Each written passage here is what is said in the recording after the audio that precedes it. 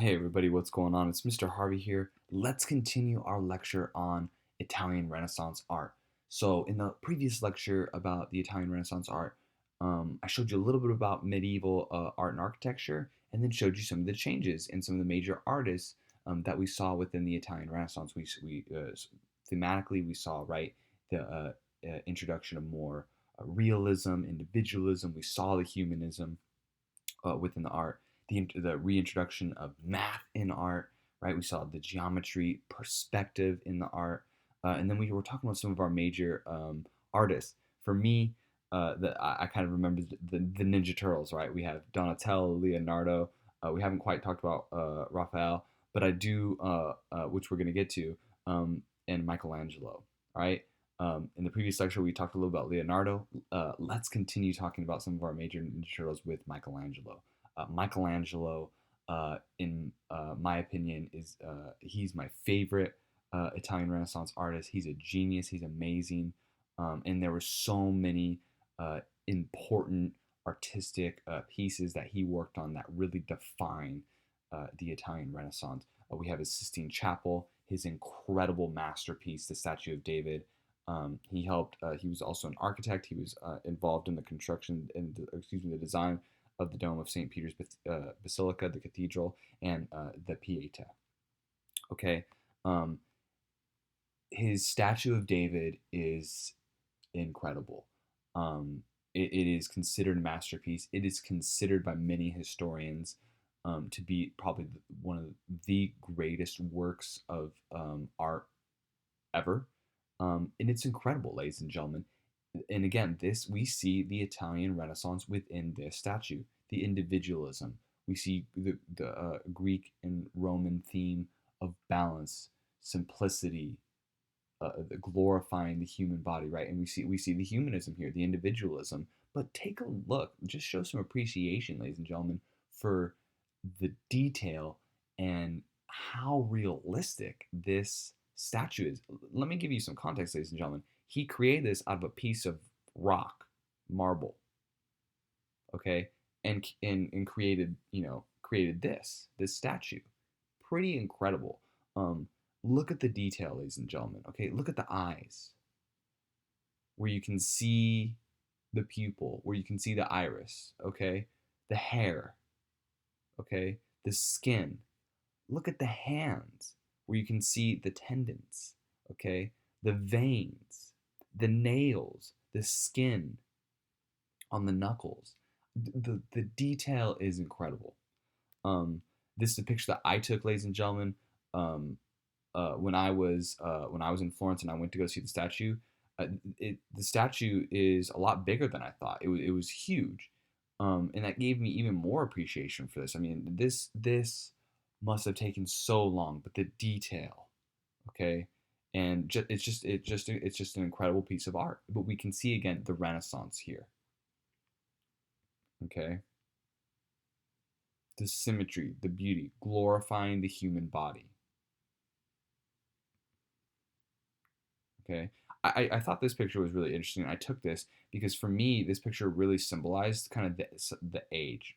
You can't really tell how old this sculpture is based on just by looking at it. But this right here, kind of just showing the decay around the foot, it illustrates to me that this has seen some weathering. That this definitely is not a new sculpture, right? And so it just kind of gave me some evidence right here that man, this is old, okay? And it is. It's a couple hundred years old. It comes from the Renaissance time, okay?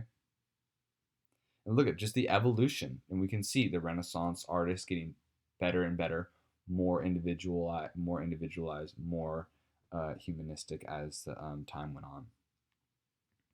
Okay, this is a sculpture of called the Pieta. This shows obviously it's a religious theme. This was commissioned by the Pope, um, and it's incredible. Okay, this obviously is Mary holding the body of Jesus after he's been crucified. Um, but again, the detail. This is a masterpiece. Look how lifelike this looks. Look at the dress. It looks real. It's almost like it's just an actual cloth. It is so realistic. I mean, that is just incredible. Ladies and gentlemen, he carved this out of a rock. Phenomenal. Okay, just phenomenal. All right, and just shows his talent. Okay, a true genius. All right, Michelangelo wasn't just a sculptor; he was also a painter. This is perhaps his most famous work is his painting of the Sistine Chapel. Okay, and it took him quite a long period. It took him a couple years. Okay, to paint this. All right, some of the most famous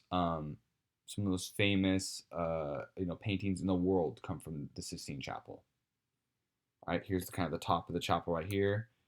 This is kind of the one of the sides of the chapel, and then you have the roof, and there's paintings all around the whole Sistine Chapel. Okay, here's some of the details that are up there. The creation of the heavens, you can see it right up here. Okay, obviously telling a lot of different stories of the Bible. All right, the creation of the heavens, the creation of man, very famous picture. Okay, God activating man. Okay, the story of Adam and Eve, and Eve being corrupted. Okay, the last judgment, right? Being judged, going into heaven. And you can see kind of going up into heaven and then going down to hell, being taken down to hell.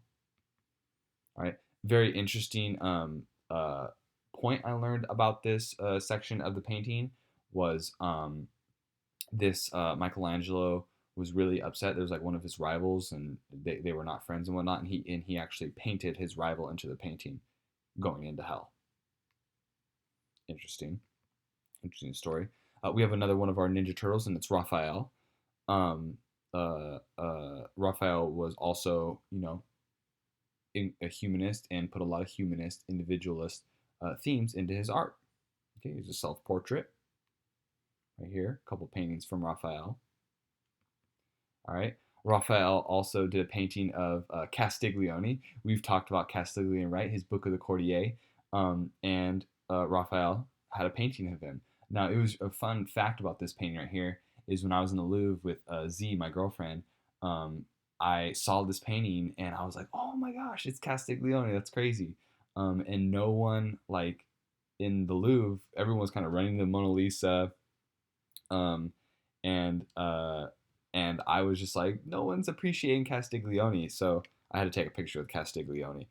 Um, yeah, it was it was really cool, but no one really knew, and no one really knew. So if you all go to the Louvre and you see Castiglione, there's the famous painting, painted by Raphael, one of our Italian Renaissance painters. Pretty cool. I really appreciate that. All right. Another picture by Raphael, and we can see, ladies and gentlemen, in this picture right here, all of the different factors of the Renaissance. Take a moment really quickly to yourself, ladies and gentlemen, and see what is so Renaissance about this painting. What could you say is very Renaissance-like about this painting? Take a moment and think about it. All right, let's come back. Number one, I do see the chiaroscuro and sfumato. I see some softening and shading. I see clear perspective. The people in the back are not nearly the size of the people here. We have some perspective. All right. I see individualism. Okay. So tons of themes that we can see within Raphael's painting, the Betrothal of the Virgin. Very good example. Okay. Math. Themes, right, that we know of the Renaissance. Okay.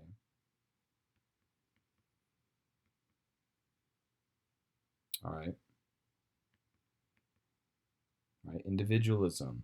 Right. And you should be looking, and it's not like you need to memorize all these paintings, but you can see some of the themes right here. I see lots of individualism. I see realism. All right. I see some softening. I see shading. Okay. Realism. Absolutely. This is arguably Raphael's most famous painting. It's called the School of Athens. This is has perspective in it. It has Greek philosophers in it, some of the Renaissance thinkers in it, and this is located in the Vatican. And Raphael worked on this commission simultaneously as Michelangelo was doing the Sistine Chapel. Okay, And here is the School of Athens, all right, by Raphael. And you can see, ladies and gentlemen, in this painting, Raphael, he not only he puts himself in the painting, he's right here, okay. Michelangelo's in the painting. He puts Da Vinci in the painting, but he's also puts a lot of ancient Greek and Roman thinkers in there, and you can see this is full of the Renaissance. This is considered, ladies and gentlemen, a picture that really it symbolizes the Renaissance. Okay, and here's the actual painting, a picture of the painting that I took when I visited, when I went to go see it. Okay, beautiful. All right, so we have Plato, who in Plato and Aristotle, famous Greek philosophers. Plato was painted in the likeness of Da Vinci, so Raphael made Plato look like Leonardo da Vinci. Okay, you have Pythagoras right here doing math, celebrating the ancient Greeks and Romans. You have Ptolemy, a scientist. You have Euclid right here doing geometry. Okay, Zoroaster, he's a famous theologian from the classical period. Okay, another painting by Raphael, The Liberation of St. Peter. Okay, portrait of the Pope, Pope Julius, and we will be talking about Pope Julius in class. Okay, the warrior Pope. We'll talk a little bit more about him later. All right, and Pope Leo the 10th. All right, so that, ladies and gentlemen, is our lecture on Renaissance art. Fascinating. Okay, thank you so much. I know this was a very long lecture, a two-part lecture. If you have trouble with this, ladies and gentlemen, kind of go back and listen to it, but remember, main themes. Okay, thank you so much.